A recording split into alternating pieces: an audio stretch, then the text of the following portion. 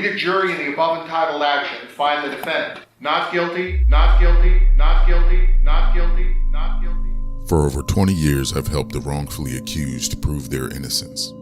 When someone doesn't have the resources, that freight train of injustice will run them down. Learn how we can help fight for your freedom at Cridine.com. Welcome this Monday, August 6, 2018. Today we're talking about entitlements. And entitlements come at a cost, folks.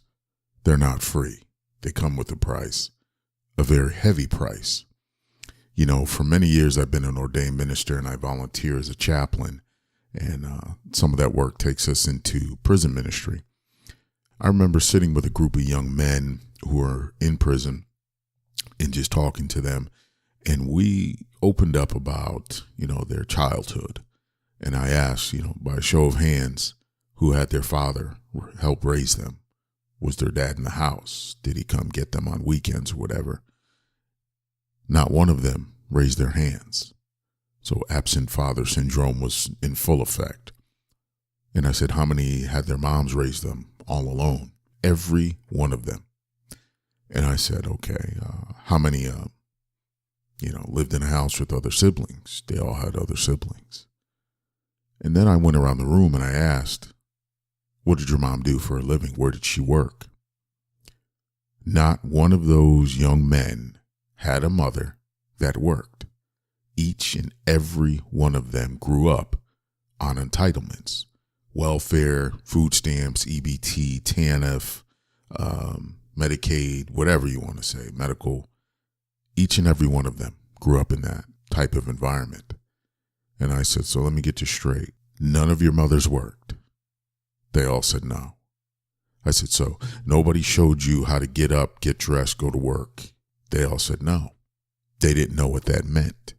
Their game plan in life was to grow up, have kids. Their baby mama would get on Section 8 and food stamps and other entitlements.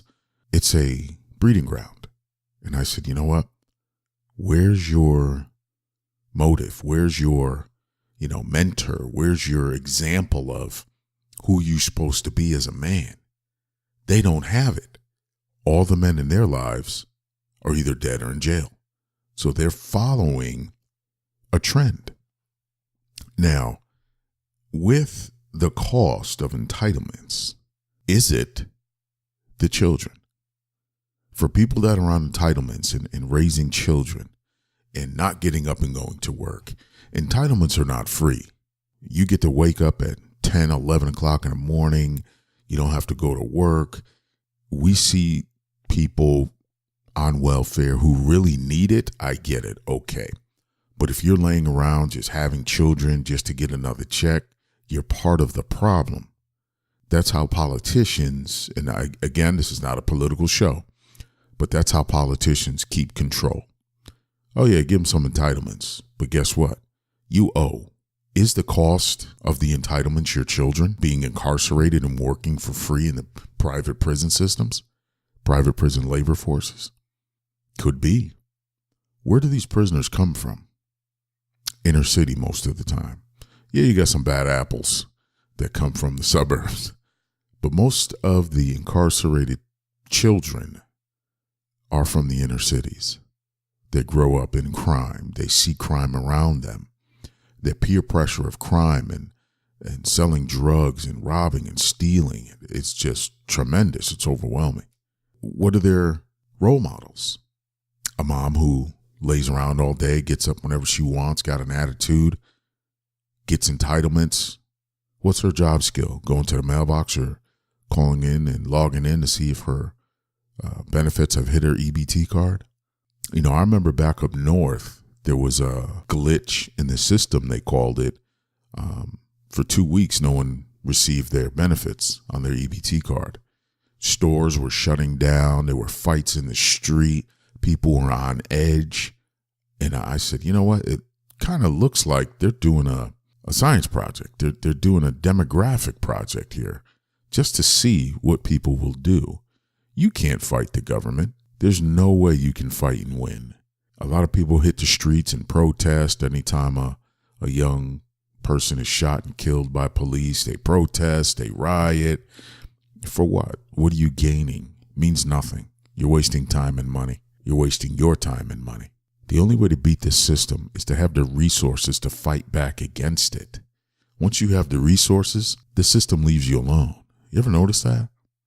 Once you have the resources to combat something and you're ready for it, it doesn't come. It leaves you alone. When you're least prepared for something, that's when it hits you and it puts your back up against the wall and you don't know what else to do. So why not get prepared before problems happen? Be prepared. Join Cridine.com. We're here to help you. We're here to fight for your freedom because I've been through it. I know what it's like. And for these young men and women who are sitting in jail cells, getting years in prison and being forced into these prison labor workforces and creating products and services and goods for companies that sell for trillions of dollars and they get nothing for it. Some may get pennies for it. Something like 2 cents or 4 cents per hour, not dollars, cents. You know, I hear a lot of women, single mothers, talk about they raised their children on their own. Really? Did you really raise your children on your own? You had no help. You had no support. You had no financial or food stamps coming in. And for those of you who had done it on your own, congratulations. My hat's off to you. It's not easy raising a child, let alone by yourself. But how many got rid of the dad? How many forced him out because Section 8 will not allow him to live in the house in order to receive those benefits? Food stamps will not allow him to live in the house in order to receive those benefits. TANF, cash assistance, he can't be around in order to receive those benefits. So how many dads were exiled behind Uncle Sam's money? Are you raising Uncle Sam's children? Remember what I said earlier. Everything comes at a price. Nothing in this world is for free.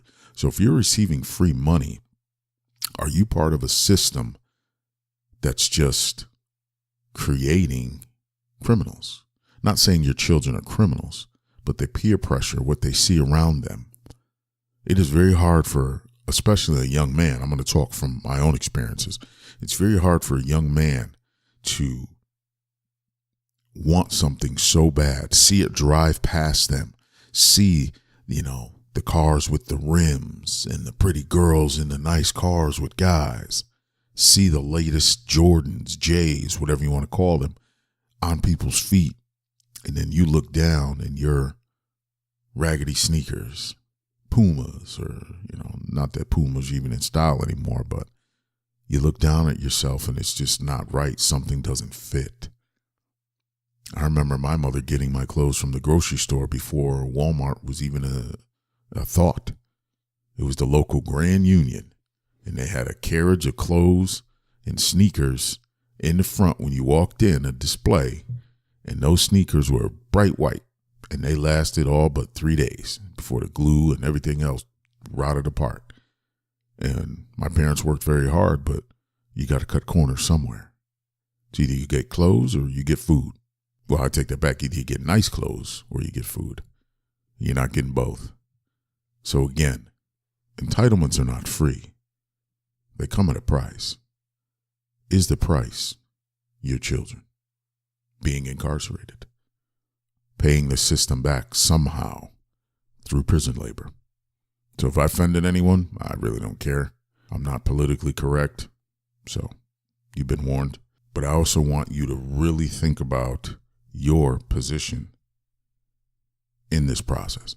Are you aiding to the system? Are you being a part of it? Are you raising Uncle Sam's children, like I said before? Or are you raising young men and women to go out into society, be productive, not because of what you say? Children learn from example. So if you lay around all day, wake up in the middle of the morning and do nothing and have no goals and no initiative, and you're covered with tattoos from head to toe. Tattoos are expensive. If you're on welfare and other entitlements, how are you affording a tattoo? A sleeve tattoo costs over $1,000. I've seen young men and women in the hood covered in tattoos. Where are they getting the money for that? If it's legal money, then they're taking from the TANF, which is meant to feed themselves and their children. If it's illegal money, they're breaking the law, and they're teaching their children to do the same thing. And then when kids end up in prison, everybody wants to hoot, holler, and cry and scream. We have to do better as a people. Nobody owes us anything. For those of you listening, nobody owes you anything. Nothing. I am so sick of hearing the reparations argument. Okay? Slavery ended a long time ago. Do your ancestry. Most of you will be shocked to see that your ancestors may have been here prior to slavery, prior to Europeans settling on this continent. Many of our ancestors were Moors who were doing business with Indians prior to white Europeans even showing up. So how did we get this far? How did we get this bad? A lot of us. I'm not going to say all, I'm going to say a lot of us. How did it get so bad for minorities? They gave something for free and told you, stay home, don't worry about it. But guess what? You can only make so much money. There's a ceiling. I do research for my business, and I see a lot of people getting SSI or SSDI because of post-traumatic stress disorder. Well, that's kind of a catch-all. It started with veterans, and it's a very serious thing. But then people were diagnosed left and right with PTSD. Oh, you've gone through something. You have post-traumatic stress disorder. Oh, you were yelled at as a child. You have post-traumatic stress disorder. Oh, you were beaten as a child. You have PTSD. That's not what that's for. But you know what? Doctors are writing it on slips left and right because you can take that slip, go to the Social Security office and get a check for it. I think it's between $750 to over $2,000 a month, depending on where you live, what state. But what does that do? You think, I made it finally. The rest of my life, I'm going to get this check. I get to stay home and do nothing. That's not what life's about. You have to have goals. You have to have dreams. If your goals or dreams only earn you $2,000 a month, tops, you got a problem. That's not a way to live. Not at all. You should have goals and dreams that take you around the world, that open up your mind and get you involved and enjoy what this world has to offer. It is a big world. Go out there and see it. I love tropical weather. I grew up in a cold northeastern state, snowed in feet, not inches, feet. And from the age of 3, I told my parents I was going to live in a certain state where it's tropical. And that's where I'm at now. I'm living my dream. But you have to get out there. You have to learn how to make it. You learn how to earn rightfully, legally, where no one's coming after you. You're not looking over your shoulder. This is the exact conversation I have with these young men and women in these prisons. And I tell them, do better. You're going to have a chance when you get out, no matter when that is, do better so you don't end up back in here. And do you know what they all say? 100% say the same thing. How? How do I do better? I don't know how to do better. What do I do? Then I ask them, what are you good at? What do you dream about? Wake up and write down your dreams. That's your subconscious mind speaking to you to go in a better direction. You may dream about owning a food truck. If you like to cook, it's not hard to open a catering business on a food truck or a trailer. Get a trailer. If you can't afford the whole truck, get a trailer and tow it around. Get a U-Haul hitch and tow it around and make some money legitimately. Create your own line of food. Do something, because prison is not a job. Entitlements are not a job. Oh, you're going to work in prison, but you're not going to get anything for it. That is not where you want to end up. And to hear young men and women talk about they know they're going to go to jail before they're 18. It is so sad to sit with a group of young men and women at a boys' club or a church event and to hear them say they know they're going to go to jail before they're 18. You bring upon what you think. You become your thoughts.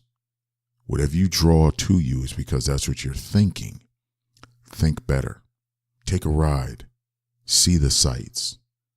If you don't have a car, take a bus. Go to a nice affluent area as far as the bus can take you. Go to a cafe there and just absorb the energy, absorb the atmosphere. See something better. Want it. Earn it. Don't take it. Earn it. Turn your life around. Now, you could take this podcast as, hey, he kind of went off the beaten track. Yeah, I did. I admit it. But it's her purpose. Nothing is free in this world. Nobody owes you anything. And if you stand around with your hand out, they're going to throw you coins. And it costs dollars to live. Change your perception. And your perception will change your outcome. You want answers? I think I'm entitled. You want answers? I want the truth! You can't handle the truth. The truth. The truth. The truth. The truth. The truth. The truth.